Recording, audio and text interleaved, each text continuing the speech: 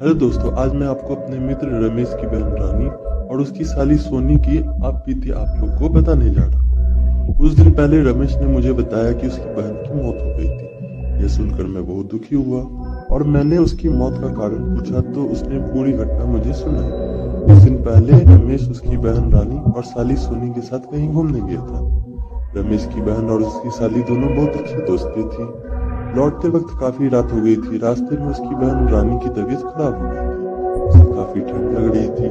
उसका घर अभी भी 100 किलोमीटर दूर था और रास्ते में कोई भी रुकने की जगह नहीं मिल रही थी। थोड़ी देर के बाद उसे एक होटल दिखाई दी तो रमेश ने होटल में रुकने का फैसला किया ताकि उसकी बहन को आराम मिल सके। उस होटल के काउंटर पर जब रमेश ने रूम के लिए पूछा तो रिसेप्शनिस्ट ने बताया कि सभी रूम फुल है, क्योंकि उस रास्ते पर केवल वही एक ढंग की होटल थी। लेकिन तभी होटल के मैनेजर ने बताया कि एक रूम खाली था, रूम नंबर 13। उसने उस समय अंधविश्वास वाली बातों को ना सोचकर रूम ले लिया। जैसा कि आप लोग जानते हैं कि रूम नंबर 13 को अशुभ माना जाता है और कई होटलों में इस नंबर का कोई रूम भी नहीं होता है। लेकिन यह होटल कई साल पुरानी थी।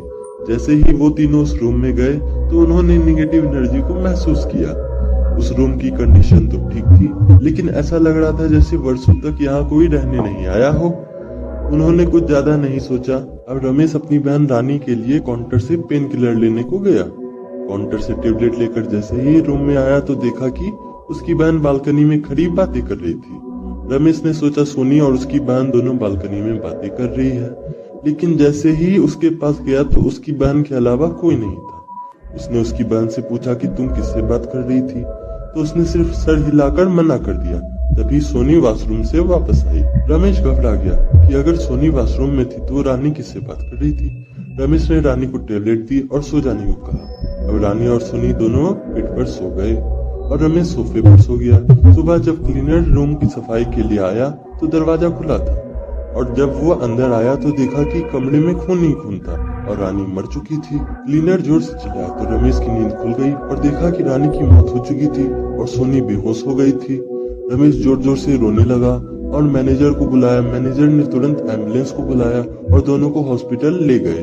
रानी तो मर चुकी थी, लेकिन सोनी को थोड़ी देर में होश आ गया। जैसे ही सोनी को होश आया तो उसके पीछे रानी की आत्मा थी जो उससे बोल रही थी, तूने मुझे मार दिया। यह कहकर वह गायब हो गई। सोनी काफी बुरी तरह डर गई। अब रमेश ने सोनी से सारी घटना पूछी तो उसने बताया कि रात को जब वह पानी पीने उठी तो रात को देखा रानी फिर से बालकनी में बैठी थी और कुछ बड़बड़ा रही थी। सोनी जैसे उसके पास गई और उससे पूछा कि वह यह क्या कर रही है, तो उसने सोनी को जोर से धक्का दिया और सोनी का सर दीवार से टकरा गया और वह बेहोश हो गई और इसके अलावा उसे कुछ नहीं याद था। जैसे ही सोनी हॉस्पिटल से छूटी तो वह रमेश के साथ उस होटल में गई और उसने काउंटर पर मैनेजर से बात करने को कहा। तो रिसेप्शनिस्ट ने बताया कि रमेश वाली घटना के दूसरे दिन मैनेजर की मौत हो गई थी।